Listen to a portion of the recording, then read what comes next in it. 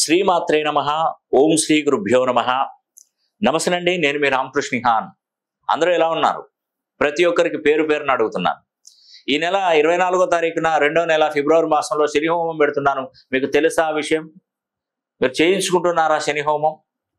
మీరు చేయించుకోకపోతే చేయించుకోండి తప్పకుండా. ఎవరైనా మీ బంధువులు, మీ చుట్టాలు, మీకు దగ్గరి మీ మేలు కోరే వాళ్ళకు కూడా చెప్పండి. శనీశ్వరుడు చాలా మంచి ప్రయోజనాన్ని కలిగిస్తాడండి మీకు. ఎప్పుడైనా కూడా శనీశ్వరుడు సమన్యాయం, అందరికీ సమానంగా చూస్తాడు. తన కొడుకైనా తమ్ముడైనా ఎవరైనా స్ట్రేట్ ఫార్వర్డ్ వ్యక్తి. ఇప్పుడు భిక్షగాడి ఇంటికి వచ్చాడు, వాడికి అన్నం పెట్టారు, ఆకలి కావాలంటే అన్నం పెట్టారు. అన్నం పెడితే వాళ్ళ ఇంట్లో ఉన్నది ఒక ముద్దన్నం. అది తింటున్నప్పుడు వచ్చాడు భిక్షగాడు. నువ్వు లేదు వెళ్ళిపోండి అంటే శని కోపాకిస్తాడు. భిక్షగాడికి అన్నం పెట్టకుండా నువ్వు కూర్చొని తింటున్నావా, ఇది నీ తప్పు అని నిన్ను శిక్షిస్తాడు. అలా అని చెప్పేసి తన దగ్గర ఉన్న అన్నం మొత్తం తీసుకెళ్ళి అతనికి వేస్తే శని అలా కూడా శిక్షిస్తాడు. నీ ఆకలి నువ్వు కడుపు మార్చుకొని అతనికి ఇస్తావా అని చెప్పేసి అలా శిక్షిస్తాడు. సమన్యాయంగా ఉండాలి. నువ్వు తినే అన్నంలో సగభాగం నువ్వు తిను, సగభాగం దానం చేయి. అంతేగాని నీకు లేకుండా నువ్వు ఇతరులకు దానం చేస్తే ఎట్లా అని శని అలా సమన్యాయం పాటించేటువంటి వ్యక్తి. నేను చెప్తున్నానండి, శనీశ్వరుడు కుంభరాశిలోకి వచ్చినప్పుడు ఖచ్చితంగా మనం శని హోమం జరిపించుకోవాలి. మిగతా టైంలో మనం పరమేశ్వరుని కానీ, వెంకటేశ్వర స్వామి, ఆంజనేయ స్వామి కానీ, వినాయకుడిని కానీ, సత్యనారాయణ స్వామిని కానీ మనం ఆరాధించాలి తప్పకుండా. కానీ శని టైం వచ్చినప్పుడు, శని పీరియడ్ వచ్చినప్పుడు మనం శని హోమం జరిపించుకోకుండా మనం మిగతా ఏ దేవుళ్ళను పూజించినా కూడా అంతటి ప్రతిఫలాన్ని, ఇంత శని ఇచ్చినటువంటి ప్రతిఫలం మీకు దక్కదండి. కాబట్టి 30 ఏళ్ళు ట్రావెల్ చేస్తూ వచ్చినప్పుడు ఒక్కసారైనా మనం పలకరించకపోతే ఎట్లానండి?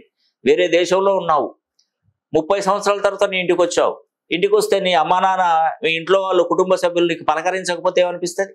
అది పక్కన పెట్టండి. పక్కన ఉన్న వాళ్ళు, చుట్టుపక్కల ఉన్న వాళ్ళు, నీ ఫ్రెండ్స్, నీ బంధువులు, నీకు సంబంధించిన వాళ్ళు నేను పలకరించకపోతే ఎలా ఉంటుంది? కోపంతో కూడినటువంటి బాధ పడే ఛాన్స్ ఎక్కువగా ఉంటుంది. అవకాశం వచ్చినప్పుడు రివెంజ్ తీసుకోవడానికి ఛాన్స్ ట్రై చేస్తూ ఉంటాం మనం. అది మన విషయంలో కాదు, శనీశ్వరుడు విషయంలో కూడా అలాగే ఉంటుంది. కాబట్టి మనం పద్ధతిగా మనం శని హోమం జరిపించుకొని శని ఆశీస్సులు పొందాలి. నేను చతుర్ముఖ దిగ్బంధనం చేస్తాను. ఒక నల్ల వస్త్రానికి నల్ల నువ్వులు, తెల్ల ఆవాలు ముడివేసి ఒక పాత్రలో వేసి దాని నిండా నూనె పోసి నల్ల నువ్వులతో 4 దీపాలు, east, west, north, south poles లో ఈ 4 దీపాలు, అఖండ దీపాలు వెలిగించి నల్లదారం జుట్టి చతుర్ముఖ దిగ్బంధనం చేసిన తర్వాత కరెక్ట్ గా 24వ తారీఖు రెండో నెల 2024 సంవత్సరంలో ఒక్కొక్క వస్త్రాన్ని తీసుకొని ఈ యొక్క శని హోమంలో కనుక వేసినట్టయితే మీకున్నటువంటి కర్మలను కూడా పటాపంచలైపోతాయి.